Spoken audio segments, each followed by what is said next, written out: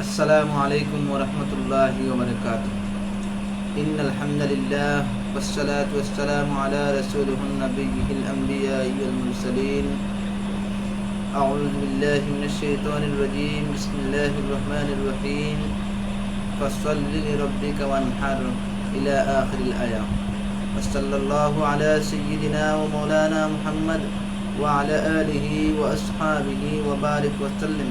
اللهم صل على سيدنا ومولانا محمد وعلى آله وأصحابه وبارك وسلم. محترم দর্শকদের বুজুর্গ হল, আমরা প্রত্যেকের জানা আছে মহান রব্বুল আলামিনের পক্ষ থেকে প্রতি বছর আমাদেরকে 2 দিন দেওয়া হয়। আমরা ইসলাম ধর্মাবলম্বী প্রত্যেক মানুষের 2 দিন আমরা খুশি করি, আনন্দ করি। আর এই সেই 2 দিনের নাম হলো, একদিন হলো ঈদুল ফিতর আর আরেকদিন হলো ঈদুল আজহা। এখন আমাদের সম্মুখে ঈদুল আজহা এসেছে। আজহা সম্পর্কে আমাদের সম্মুখে বহু প্রশ্ন মানুষের দিলে জাগে।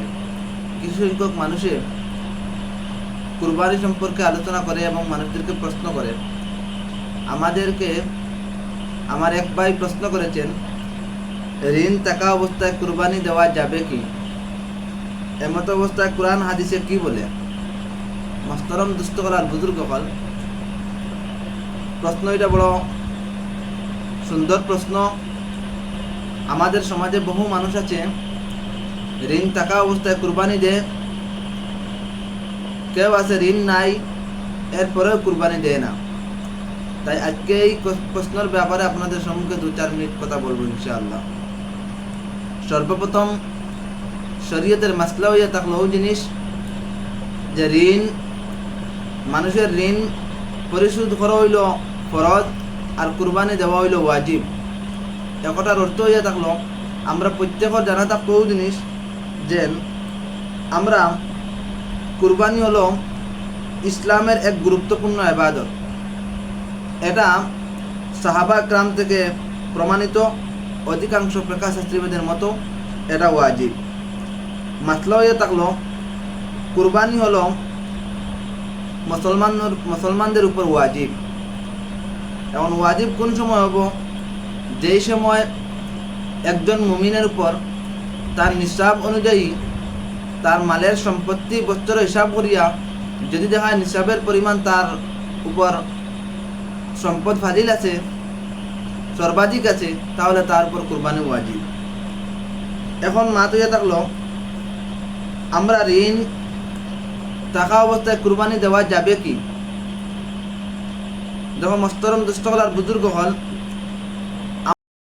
ঋণ আছে কিন্তু দেখা যায় হয়তো ঈদ উপলক্ষে হয়তো এই ঋণটা পরিশোধ করতে পারে না, পরের মাসে এই ঋণ পরিশোধ করতে পারবে।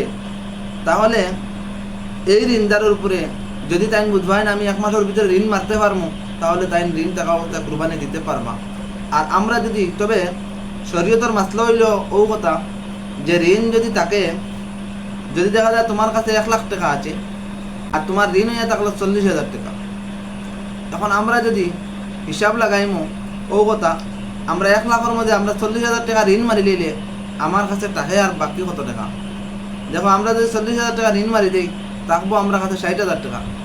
বর্তমানে নিসাবের পরিমাণ হলো 50,000 টাকা। তো দেখা যায় আমার কাছে 60,000 টাকা আছে। এমত অবস্থায় ঋণ পরিশোধ করিয়া কুরবানি দেওয়াটা ওয়াজিব। আমরা ঋণ আগে পরিশোধ করতাম, পরে কুরবানি দিতাম। আমরা সমাজে বহু মানুষ আছে ঋণ থাকা অবস্থায় কুরবানি দিয়ে উদ্দেশ্য হইয়া থাকলো অন্য উদ্দেশ্য থাকতে পারে। তাই মহতরম দুস্থকলার বুজুর্গ হল, আমরা শরীয়তে ইসলামিয়ার ফয়সালা হইয়া থাকলো যদি তোমার উপরে ঋণ থাকে তাহলে আগে ঋণ পরিশোধ করো, পরে কুরবানি দাও। মহতরম দুস্থকলার বুজুর্গ হল, আল্লাহ তাআলা আমরা এই কথার উপরে আমল করার তৌফিক দান ইনশাআল্লাহ।